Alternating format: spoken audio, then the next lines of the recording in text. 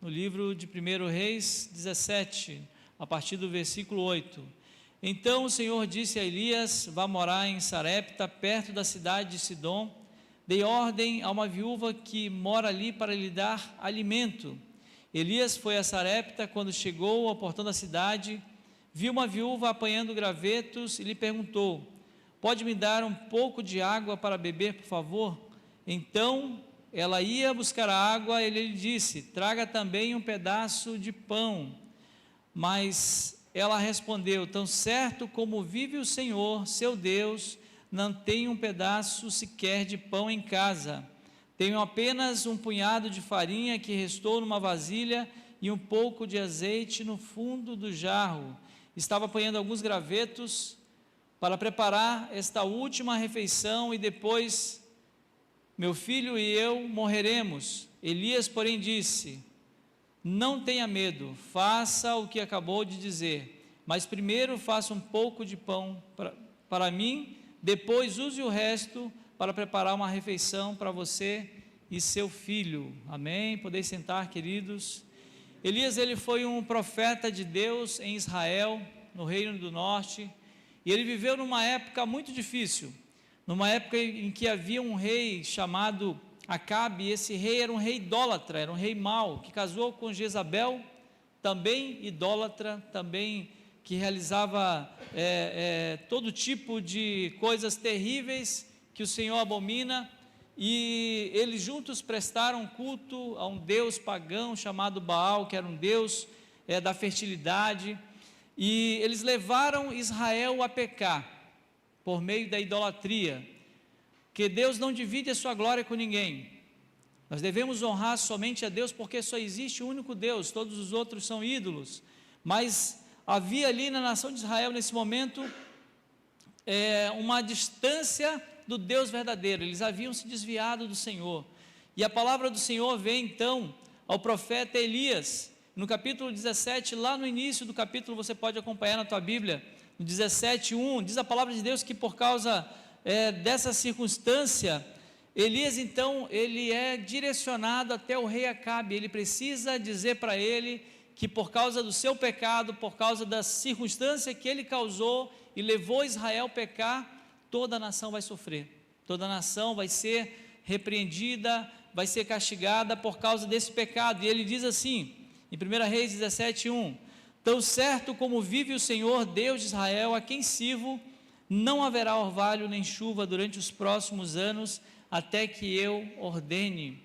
E diz a palavra do Senhor ainda que Elias era um homem semelhante a nós, sujeito às mesmas paixões, com as mesmas dificuldades, com as mesmas provações, passava por situações como nós passamos, mas diz a palavra de Deus que ele orou fervorosamente, e durante 3 anos e meio não choveu em Israel, conforme a palavra do Senhor. E por causa dessa circunstância, por causa dessa ordem que foi dada por Deus, por meio do profeta, Acabe queria matá-lo, porque imaginava que ele era aquele que causava a perturbação a Israel, que era a pessoa em quem estava, digamos assim, trazendo esse problema. Mas na verdade, o que trouxe esse problema, essa sequidão, essa falta de chuva, essa falta de alimentos em Israel, foi exatamente o pecado do rei Acabe, e de sua esposa Jezabel, e de toda a nação que se desviou do Senhor. E a palavra de Deus continua ainda no capítulo 17, Deus dá a ele então uma direção, para que ele possa se esconder, para que ele possa ir para junto do riacho de Querite, e ali Deus deu uma ordem para ele, para que ele bebesse da água do riacho, e que os corvos ali pudessem trazer para ele alimento, e assim se fez. Diz a palavra de Deus que Elias fez conforme o Senhor lhe ordenou, e ele foi para o riacho, e ali diz a palavra de Deus que os corvos traziam pão e carne de manhã e à tarde, e ele bebia a água do riacho. Só que acontece que depois de um tempo, o riacho secou, porque não tinha chuva, e ali então ele se encontra numa situação terrível, uma calamidade total. A nação de Israel estava numa sequidão, estava numa escassez de alimentos, porque não tinha como produzir alimentos. Eles estavam numa situação muito delicada, uma crise material terrível. E então, diante de toda aquela circunstância, o profeta ele percebe também que há uma crise ainda maior, e a crise maior que ele percebe, ela vai além da crise material, ela é uma crise espiritual. O povo havia se afastado de Deus, estava pecando, estava adorando outros ídolos, além de Baal havia adoração a outros ídolos, e ele vive naquela circunstância, naquele meio, naquele caos, onde faltava tudo, faltava comida. Deus dá uma outra ordem também inusitada ao profeta. A palavra de Deus nos diz, ali no capítulo 17, que lemos, a partir do versículo 9, fala então, que Deus dá uma ordem para ele, para que ele vá para a cidade de Sarepta, e ali ele vai encontrar uma viúva que vai lhe dar alimento. Se a gente parar para pensar nessa circunstância, é totalmente improvável. Uma mulher que talvez tivesse muitas dificuldades para se manter, agora teria que manter mais uma pessoa. E a palavra nos diz então que ele foi para aquela cidade, ele chega, ele viu aquela viúva apanhando ali gravetos, e ele pede para ela dar um pouco de água para ele beber. E depois disso, quando ela está indo buscar então a água, ele diz, traz também um pedaço de pão. Agora pensem nessa circunstância, não chove, fazia bastante tempo, e ele vai pedir exatamente aquilo que está faltando. O profeta pede dela água, talvez ela tivesse um pouco ainda no reservatório para ela, para sua família, e se não bastasse, ele pede pão também. E ela, naquela circunstância toda ali, uma circunstância muito difícil, né? Em outra versão fala também aqui, né, que ele se coloca diante dela ali pedindo que desse um pouco do alimento que ela tinha. E ela responde para ele então, tão certo como vive o Senhor, seu Deus, que eu não tenho um pedaço sequer de pão em casa. É como se ela dissesse assim, parece que você não está percebendo o que está acontecendo em Israel. Talvez você seja desinformado, porque você está pedindo comida e está me pedindo água no momento em que ninguém tem. E então ela se coloca ali naquela circunstância tão difícil, e ela fala, olha, eu tenho apenas um punhado de farinha que restou, e também um pouco de azeite. Eu estava aqui me preparando aqui para pegar alguns gravetos, eu vou preparar também ali uma refeição para mim e para o meu filho, e depois nós vamos morrer, porque não tem mais nada. Talvez essa refeição faça a gente durar mais um dia, um pouco mais, mas nós vamos morrer, não temos nada. Então, o homem de Deus ali, o profeta Elias, ele olha para ela e fala assim, olha, não tenha medo, você vai fazer o seguinte, faz o que você acabou de dizer, apanha os gravetos ali, você pega, faz ali um pão, mas ele diz assim, faz primeiro para mim, e depois você faz para você e para o seu filho. Em outra versão diz, primeiro faça um pequeno bolo com o que você tem, e traga para mim, e depois você faz para você e para o seu filho. Agora a gente começa a lembrar dessa circunstância e pensar, como é que isso pode acontecer, uma circunstância tão difícil, o profeta faz um pedido também, meio que fora de propósito, mas Deus deu a ordem para ele, para que ele fosse até a cidade de Sarepta, e ali ele seria alimentado, no meio de todo aquele caos. E a gente lembra de uma circunstância que nos chama a atenção, que é exatamente quando nós participamos de um aniversário. Normalmente se tem ali o momento em que vai cortar o bolo, e se pergunta ali, para quem vai o primeiro pedaço de bolo? E para quem vai o primeiro pedaço de bolo, Nelisete? Quem vai receber a pessoa? Quem vai ser a pessoa que vai receber, É um gesto simples, é uma coisa que todos fazem, e é uma situação em que, nesse gesto simples, ele tem um significado especial, porque para quem você corta ali o primeiro pedaço do bolo, é a pessoa com quem você quer honrar, quem você quer dizer para essa pessoa que você admira, que você tem uma admiração especial. Só que tem um pequeno detalhe, nós vamos oferecer o primeiro pedaço de bolo para o pai, para a mãe, para um dos filhos, para quem tem mais filhos, para o marido, para a esposa, para um amigo. Quem vai receber esse primeiro pedaço de bolo? Porque se você entrega para uma dessas pessoas, você vai deixar outras numa situação um pouco, digamos assim, constrangedora. Vai ser constrangedor para você, porque você vai estar honrando uma pessoa em detrimento de outra, E aí pensamos, para quem vamos dar, Ângela?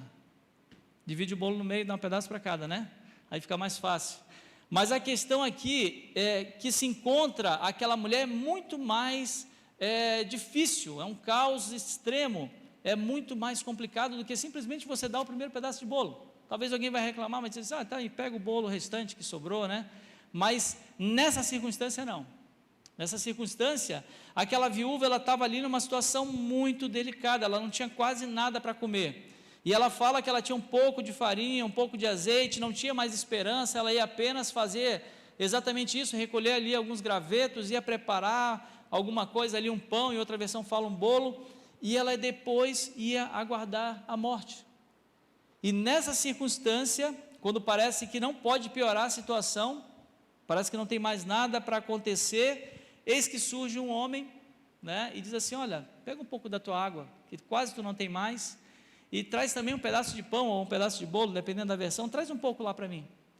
E ela olha assim, qual a resposta que você daria nessa circunstância? Imagina você, numa sequidão terrível, sem alimento, sem água, e aparece um cidadão lá te pedindo água e comida, e diz ainda mais, faz primeiro para mim. É interessante porque a palavra de Deus, ela nos dá uma certa pista ali, um certo entendimento, de que aquela mulher, ela entendeu e ela reconheceu que se tratava do homem de Deus.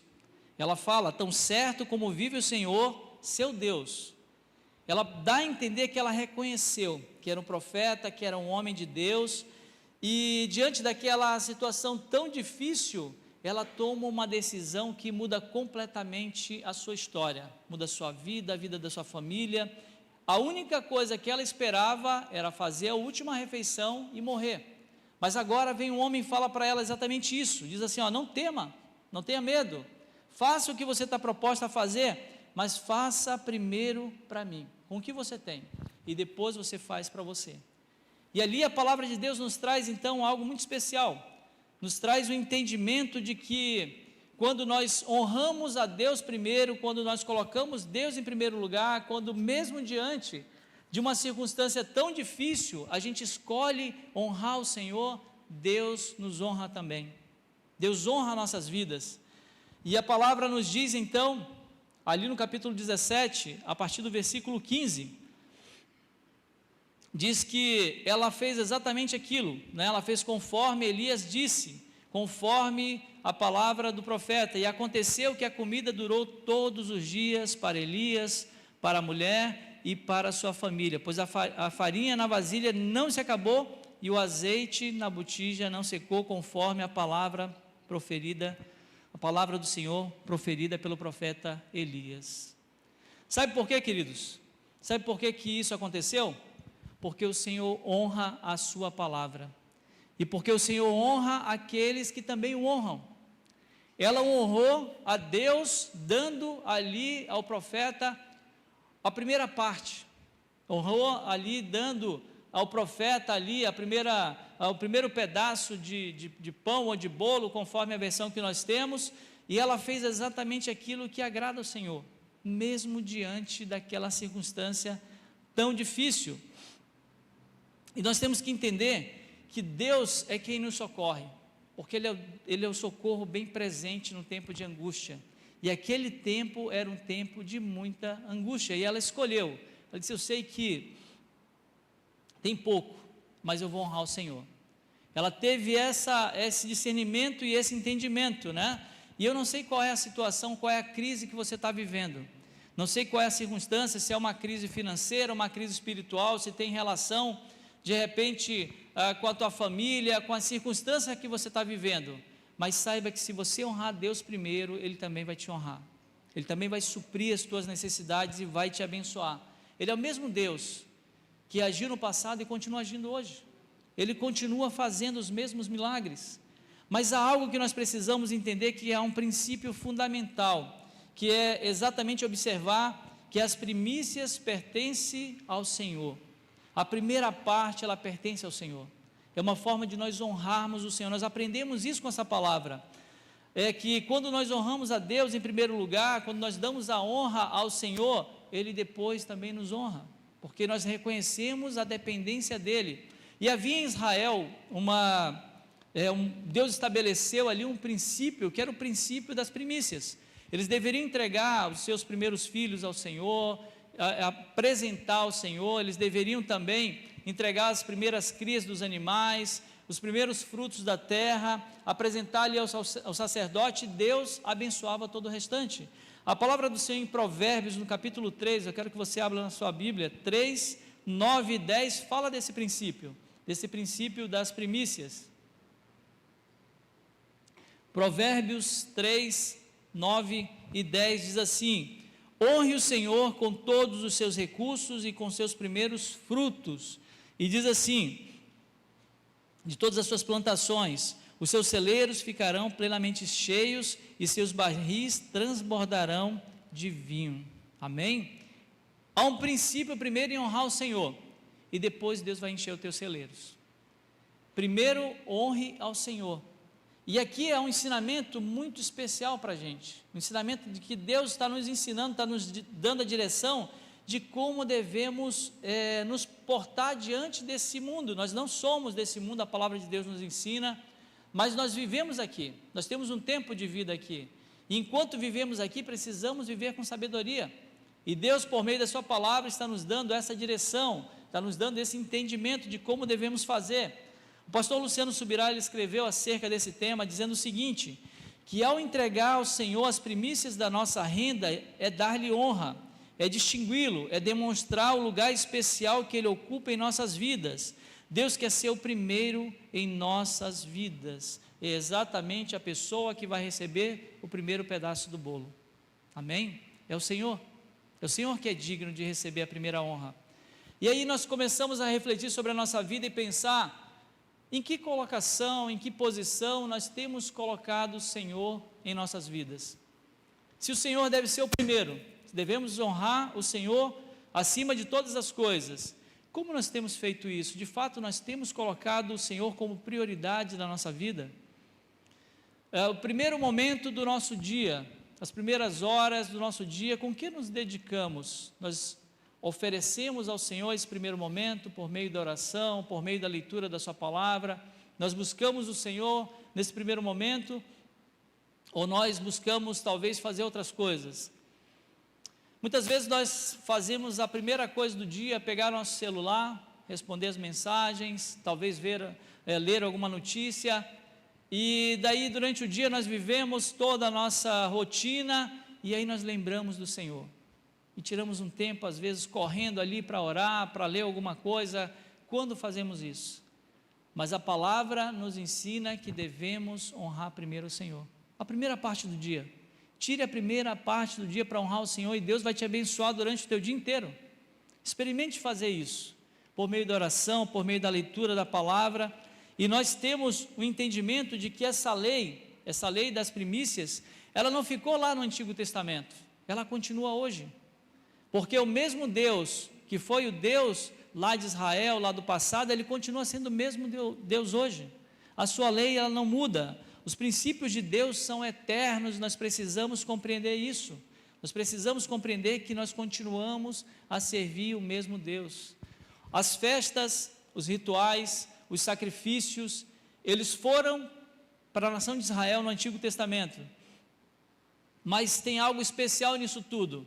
Tudo aquilo era uma representação, uma sombra daquilo que Deus iria revelar por meio de Jesus Cristo. Quando havia o sacrifício ali do cordeiro, do cabrito, dos animais, havia uma representação, era um sacrifício que estava sendo realizado para simbolizar o sacrifício de Cristo, o Cordeiro de Deus que tira o pecado do mundo, o Cordeiro que foi morto desde a fundação do mundo. E aí nós temos então esse entendimento de que esse princípio, o princípio de honrar a Deus em primeiro lugar, continua para a nova aliança, ele não mudou. Em Hebreus no capítulo 10, você pode acompanhar na palavra de Deus, no versículo 1, a primeira parte, ele fala exatamente sobre isso. Hebreus 10, 1, ele vai falar sobre essa ideia daquilo que foi vivido no passado, mas que era uma sombra. Ele diz: a lei constitui apenas uma sombra, um vislumbre das coisas por vir, mas não são as coisas em si mesmo. A lei, ela tinha uma representação, mas a ideia era exatamente a mesma: honrar a Deus em primeiro lugar.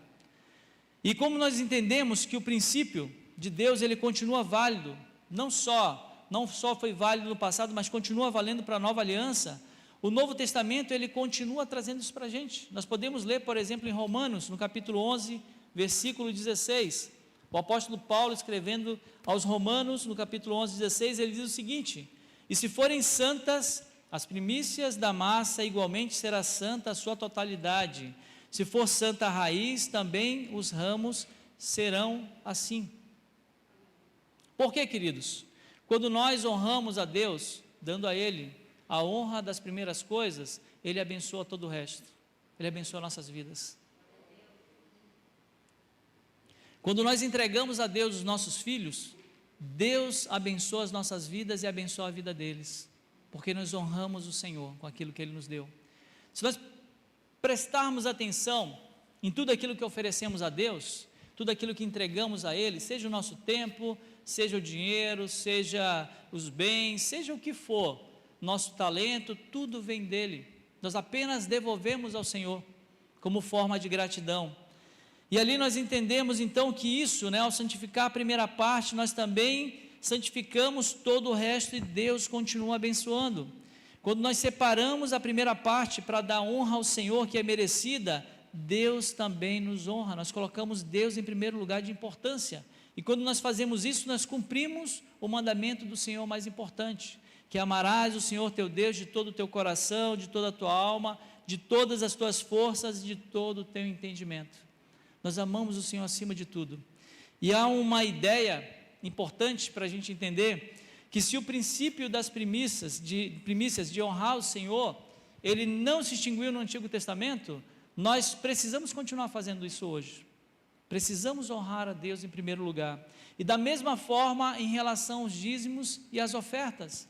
Nós não temos mais plantações, talvez aqueles que estão no campo sim, mas nós não, nós estamos numa outra forma de sociedade, de vida, e nós podemos honrar a Deus com os nossos dízimos e ofertas. E antes de eu falar sobre isso, sobre honrar Deus nos nossos dízimos e ofertas, eu quero dizer para os amados algo que é muito importante. Deus não precisa do nosso dinheiro, Deus não precisa dos nossos bens, Deus não precisa sequer da minha vida e da sua vida. Deus não precisa de nada, mas Ele nos dá um privilégio, Ele nos dá uma oportunidade de honrá-lo em primeiro lugar. Ele nos dá uma oportunidade de fazer parte do seu reino, de contribuir com o seu reino, de fazer a sua vontade. E quando nós fazemos isso, quando nós entendemos esse princípio, Deus enche os nossos celeiros. Mas há algo ainda também importante nisso. Nós não fazemos algo para Deus esperando receber algo em troca, não é assim que funciona. Não é dessa forma. Nós fazemos aquilo que devemos fazer para honrar a Deus, e porque Deus honra a sua palavra, Ele nos abençoa. O texto de 2 Coríntios, no capítulo 2, no versículo 17, a parte A do versículo fala algo importante.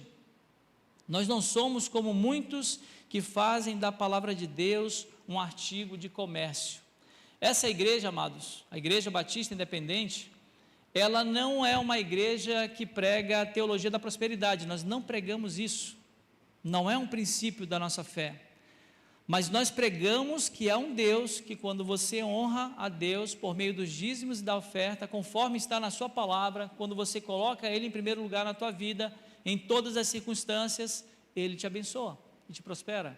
Isso está na palavra de Deus.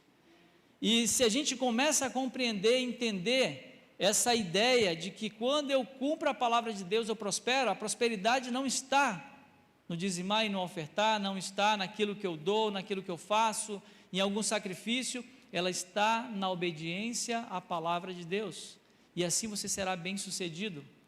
Eu quero que os irmãos abram a palavra do Senhor em Malaquias, no capítulo 3, versículo 10 e 11, que é um texto muito conhecido nosso, que Deus nos chama à fidelidade dos dízimos. E Ele faz algo ainda muito especial. Ele diz assim: olha, se vocês entenderem esse princípio, vocês vão entender também a bênção. Eu vou derramar sobre vocês também a bênção. E Ele diz assim: tragam todos os dízimos à casa do tesouro, para que haja mantimento na minha casa. Ponha-me à prova nisto, depois, diz o Senhor dos Exércitos, se eu não lhes abrir as janelas do céu e não derramar sobre vocês bênçãos sem medida. por causa de vocês, repreenderei o devorador. O que ele está dizendo? Se você honrar o teu compromisso de me honrar primeiro, se você fizer aquilo que eu estou lhe determinando, se você se propor no teu coração a me honrar, eu vou repreender o devorador da tua vida. Eu vou repreender tudo aquilo que retira o que é mais importante, que retira todo o resto. E algo interessante nesse princípio, porque a gente também entende que a validade do princípio ali das primícias não mudou, da mesma forma continua o princípio do dizimar e ofertar no Novo Testamento. E a gente tem no Novo Testamento um reforço sobre essa ideia.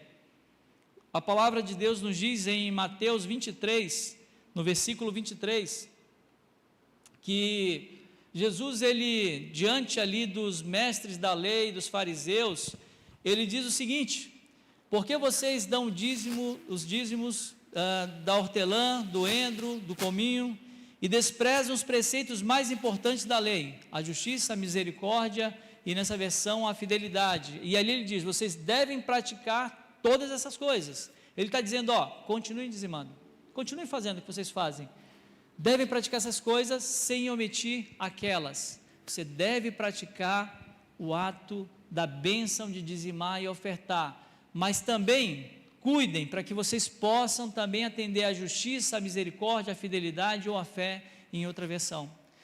Sabe, queridos, nós às vezes temos um entendimento errado da palavra de Deus, e a gente precisa compreender que há princípios, e os princípios divinos, eles não mudam. Nós mudamos os rituais, nós mudamos as circunstâncias, mas a palavra de Deus continua a mesma. Ainda no Novo Testamento, em Hebreus, no capítulo 7, no versículo 1 a 3, a bênção de dizimar é ratificada por meio ali de Abraão, que dizimou de tudo que tinha ao sacerdote ali de Deus, Melquisedeque, que a palavra do Senhor fala que ele encontrou, quando Abraão encontrou-se com ele ali voltando da guerra, ele vai lá e dizima de tudo que ele tem, versículo 2, e Abraão deu-lhe o dízimo de tudo em primeiro lugar. Olha só a palavra, em primeiro lugar, e seu nome significa, ele vai dizer ali, rei de justiça, rei de Salém. É um homem que não tem uma genealogia, esse Melquisedeque, mas que ele tem uma representação de Cristo. E para muitos teólogos, quando Abraão estava dizimando, ele estava ali reconhecendo que havia um Senhor maior do que ele. E aí nós começamos a falar sobre essas coisas, nós começamos a entender esse princípio, e não há como a gente obedecer apenas uma parte da Bíblia. A Bíblia nos diz para que a gente não mate, não furte, não cometa adultério, que a gente não dê falso testemunho, diversas coisas, e a gente não pode cumprir apenas uma parte, nós precisamos cumprir a Bíblia integralmente. Logicamente que com a presença do Espírito Santo nós vamos conseguir cumprir aquilo que é a vontade de Deus, e quando cairmos o Senhor nos levanta e nos dá força para seguir, mas eu não posso simplesmente ignorar o fato daquilo que a palavra de Deus nos ensina, e há um entendimento importante sobre isso, porque às vezes parece que quando não me convém, então eu desconsidero o que está escrito, e eu preciso obedecer a Deus integralmente, de todo o meu coração, de toda a minha força, de todo o meu entendimento, de toda a minha alma. Eu tenho um princípio que eu estabeleci para mim, que é entregar os dízimos, antes de tudo, antes de eu começar a honrar meus compromissos, primeiro eu entrego aquilo que é do Senhor. Para quê? Para que o Senhor abençoe todo o resto, porque eu tenho o entendimento de que se eu fizer isso honrando a Deus primeiro, Deus vai honrar em todas as outras coisas. E aqui, queridos, não está escrito que você deve honrar a Deus com os dízimos, com a oferta, com as primícias, e Deus vai fazer você ficar rico e próspero, não é nesta igreja. Tem outras igrejas que podem prometer isso, mas aqui não. O que Deus te promete é que Ele vai te abençoar, que Ele vai prosperar, que Ele vai encher os teus celeiros, e se você observar a tua vida, se você perceber, todas as vezes que nós honramos a Deus, seja por meio dessa questão de dizimar e ofertar, seja de colocar Deus primeiro em todas as circunstâncias, Deus nos abençoa, seja no momento de pedir um conselho, e não fazer aquilo que é a nossa vontade, mas pedir ao Senhor, Deus, qual é a tua vontade para mim, o que tu queres que eu faça? O que tu queres que eu faça primeiro? E parece que falar um pouco sobre isso, sobre essa questão de dízimos e ofertas, nos deixa um desconforto, mas eu posso falar com os irmãos aqui que eu não tenho nenhum problema de falar sobre isso, porque eu entendo que o nosso princípio de fé estabelece a bênção do Senhor quando nós entendemos a palavra de Deus. E essa igreja, ela é uma igreja dizimista. De tudo que nós recebemos aqui, de tudo que entra, de dízimos e ofertas, nós retiramos uma parte, 10% é enviado para as nossas convenções, estadual e nacional, e dali elas são encaminhadas para diversos projetos sociais, para projetos missionários, e com isso nós abençoamos outras pessoas. E tem um ato de liberalidade da nossa igreja, que é feito além desses dízimos. Parte daquilo que nós recebemos, nós encaminhamos também aos campos missionários. Nós temos nessa igreja aqui 7 campos missionários que nós abençoamos, e eu louvo a Deus por isso. Nós queremos, né, Ângela, abençoar mais ainda, se pudesse, né, e eu creio que nós um dia poderemos fazer isso, porque nós já recebemos ligações, por exemplo, de missionários que estavam no campo, e de repente nós fazemos uma oferta, e a pessoa nos diz assim: louvado seja Deus pela igreja, louvado seja Deus por isso, porque eu não tinha mais nada, e Deus nos abençoou. Então saiba que quando você dizima e oferta também nesta casa, você abençoa também missionários, você abençoa pessoas que estão no campo pregando a palavra de Deus. E nós temos um projeto muito especial, que é o João 3,16, que é uma escola em que as crianças ali na África, em Guiné-Bissau, elas são apadrinhadas, né, por pessoas, por meio ali de um valor simbólico ali para a gente, né, mas que para eles faz toda a diferença. Com R$40 você pode fazer com que uma criança que não tem esperança, que não tem nada mais a esperar, possa ter uma escola de qualidade.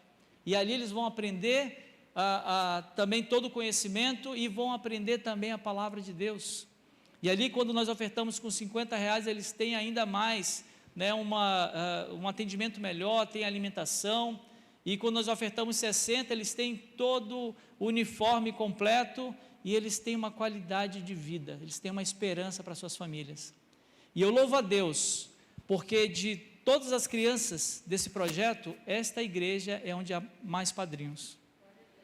Louvado seja Deus por isso. O maior número de crianças apadrinhadas estão nesta igreja, para a glória do Senhor.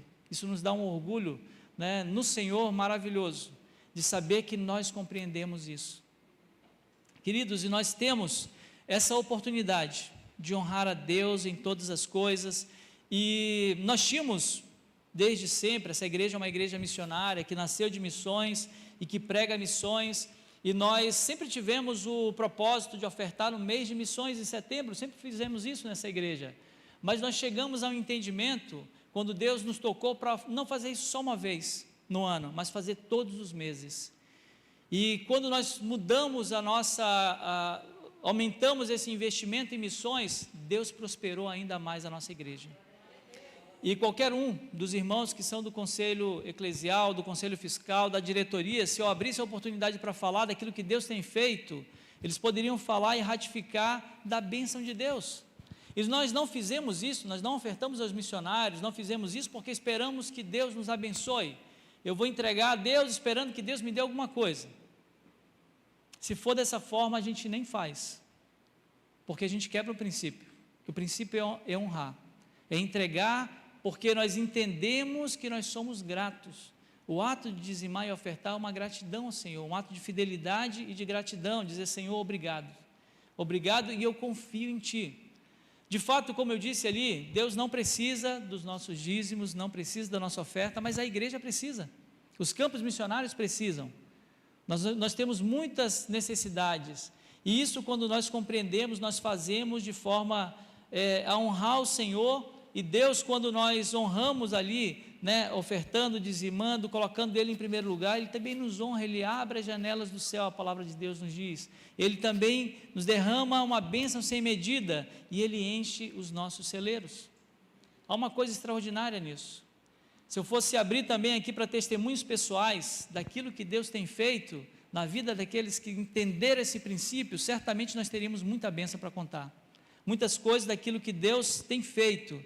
E tem mais uma coisa importante, essa forma de honrar a Deus, de dizimar, de ofertar, de colocar Deus em primeiro lugar, não tem a ver, não tem relação nenhuma com o valor da tua oferta, não tem relação com o valor daquilo que você está dando, mas tem relação com a tua fidelidade a Deus, com a tua gratidão a Deus. Em Marcos, no capítulo 12, no versículo 41 a 44, ele fala exatamente sobre isso. Ele fala sobre quando Jesus sentou-se, em frente ali de um lugar, Marcos 12, 41, isso, e onde eram colocadas as ofertas, as contribuições, e ali ele observava a multidão colocando o dinheiro nas caixas de ofertas, e muitos ricos vinham ali e lançavam grandes quantidades. Então uma viúva pobre chegou e colocou 2 pequenas moedas de cobre de pequeno valor, e chamando seus discípulos, Jesus declarou: afirmo-lhes que esta viúva pobre colocou na caixa de ofertas mais que todos os outros, porque todos deram do que lhe sobrava, mas ela, da sua pobreza, deu tudo o que possuía para viver. Sabe o que significa isso? Honrar a Deus em primeiro lugar, e colocar a sua confiança em Deus. Porque se eu penso, não, primeiro eu vou quitar todas as minhas contas, vou pagar, vou fazer isso e aquilo, e depois, só no meu coração, se sobrar, eu vou fazer, eu vou entregar meus dízimos, minha oferta, não vai sobrar, porque o princípio foi quebrado. E aqui, queridos, Deus está nos dando um ensinamento para as nossas vidas, para abençoar a tua vida, para abençoar a tua família, para abençoar a igreja do Senhor, para abençoar missionários num campo que talvez alguns nem tenhamos a oportunidade de conhecer, mas saiba que Deus vai estar te usando para ser bênção. E para concluir, eu quero dizer que esse princípio de honrar a Deus, de honrar e colocar Deus em primeiro lugar, está relacionado com a nossa fidelidade, com a nossa generosidade. E tem algo muito importante. O profeta, ele disse para aquela mulher o seguinte: você faz primeiro um pedaço de pão para mim. Com o que você tem? Ele não exigiu nada mais dela, ele só faz com o que você tem. Deus também não exige nada demais da gente. A gente ouve em outros lugares falando assim: dê o seu tudo para que Deus te abençoe. Isso é uma farsa, isso não existe. Deus, ele vai te honrar pela tua fidelidade, e quando nós somos fiéis no pouco, o Senhor nos coloca no muito. É assim que funciona, é assim que Deus nos abençoa. E eu quero que você entenda esse princípio e faça um compromisso com Deus. Não é um compromisso com esta igreja, não é um compromisso comigo, não é um compromisso com os presbíteros, diáconos e pastores dessa igreja, mas é com Deus, de entender o princípio de honrar a Deus em primeiro lugar. Amém? Vamos ficar de pé, eu quero orar por você, e se de repente alguém tem uma dificuldade nesta área, que Deus possa te abençoar, que Deus possa te ensinar de fato a ter um coração generoso, um coração fiel na presença do Senhor. E aqui nós temos hoje, diante de nós, a ceia do Senhor. E qual é a relação que tem a ceia do Senhor com dízimos e oferta e honrar a Deus em primeiro lugar? A gente pode pensar o seguinte: o que foi que Deus ofereceu para nós? Deus nos ofereceu o melhor que Ele tinha. Deus, Ele poderia ter oferecido uma criatura, um anjo, Ele poderia ter criado um ser para vir à terra e morrer pelos nossos pecados, mas Ele não fez isso. Ele deu o que Ele tinha de melhor. Ele deu Jesus Cristo, nosso Senhor, para morrer pelo meu e pelo teu pecado. E em que lugar nós temos colocado Deus? Temos colocado Deus em primeiro lugar? É uma reflexão que nós precisamos fazer. Feche os teus olhos, eu quero orar por ti. Deus querido, nós te louvamos, Pai, pela tua misericórdia, pelo teu amor, pelo teu cuidado, por tudo que tu tem feito por nós, Deus. Ó Pai querido, queremos, ó Pai, colocar diante de ti nesse momento as nossas vidas, Senhor. Tu sabe as nossas falhas, tu sabe em que temos tido dificuldade, Senhor, mas nós queremos firmar um compromisso contigo nesta noite, Deus, de te honrar em primeiro lugar. Ó Deus, nós sabemos que tu não precisas, Senhor, dos nossos recursos, porque teu é o ouro e a prata, teu é a terra e toda a sua plenitude, Senhor. Mas nós entendemos, Deus, que é um privilégio em te honrar, Senhor. Há um privilégio, Deus, em entregar aquilo que tu nos deu, Senhor, em abençoar parte daquilo que recebemos para glorificar o teu nome, Deus.